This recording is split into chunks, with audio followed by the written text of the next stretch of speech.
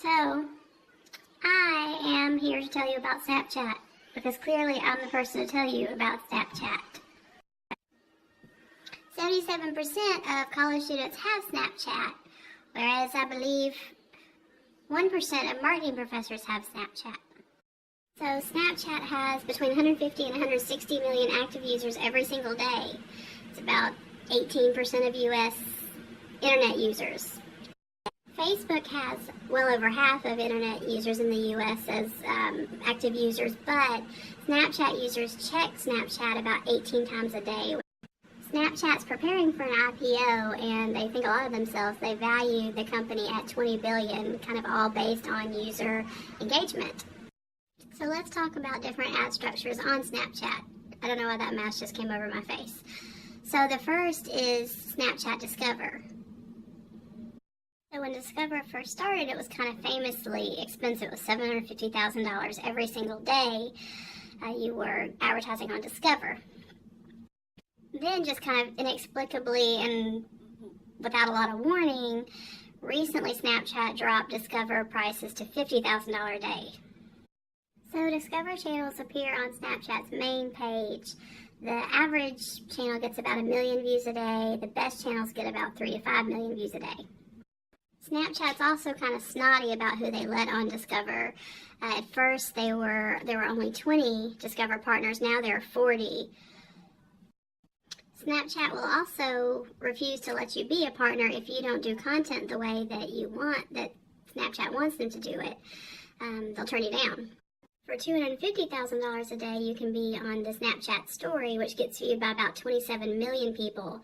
Game of Thrones season finale was viewed by 7.1. The New York Times is the newest Discover partner. I think it releases today or tomorrow, but they are doing kind of BuzzFeed-style news articles and crossword puzzle. So another option is Snapchat ads, and those cost about, you have to make like a $10,000 a month ad buy, but it's pretty engaging. The thing about the ad is that users will spend sometimes 2 or 3 minutes with your ad as opposed to, skipping over it. So Gatorade did a mini game, like an Atari game. So keep in mind, now you're buying the $10,000 ad buy, but you're also having to pay creators and game developers to create the ad. So it's not cheap as an option. But you also have to remember that Snapchat is not going to approve just any ad. It's going to have to be something that Snapchat's okay with. You can also do sponsored lenses on Snapchat. Taco Bell, for example, made one where you could have a giant taco head, which apparently people like to do. However, it is pricey to make a giant taco head, so it's about $450,000 a day from Sunday to Thursday, and on the weekends it's going to be about $500,000.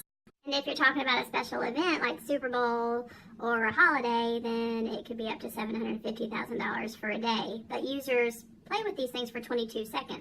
And then there's also a good bit of awareness for the sponsored filters. So about 224 million people, for example, use the taco filter. To put that in a point of reference, remember about 115 million people watched the Super Bowl. So more people had taco heads than watched the Super Bowl. Not so bad. So another thing that's kind of neat about Snapchat is that it, of course, tracks your location. So you can create filters just for a specific location. These are called geofilters, and you have both local geofilters, so you can just draw like a building, a block, a street, or you can create national geofilters. So McDonald's had a national geofilter. They dropped it over the entire United States, estimated to cost about $100,000. For that $100,000, that geofilter, the McDonald's geofilter, got about 98 million views. Local geofilters can go for as little as $5 or as much as $20,000 if it's a special event. So Diddle on graduation is pretty expensive if you were thinking about buying a geofilter there. So the last advertising option on Snapchat is going to be a Snap to Unlock filter or Snap to Unlock code, which prices vary greatly on those and they're kind of case by case. So most of these are awareness kind of things, but there are some new features coming out where you can put a link in a Snap ad. So this is pretty much my middle school experience, but the only problem with Snapchat is that there is no analytics platform yet unless you're paying for Discover. it'll be interesting to see how when Snapchat has to make money, how that analytics platform changes if they do go public. So we'll have to watch and see. That is all I have to say.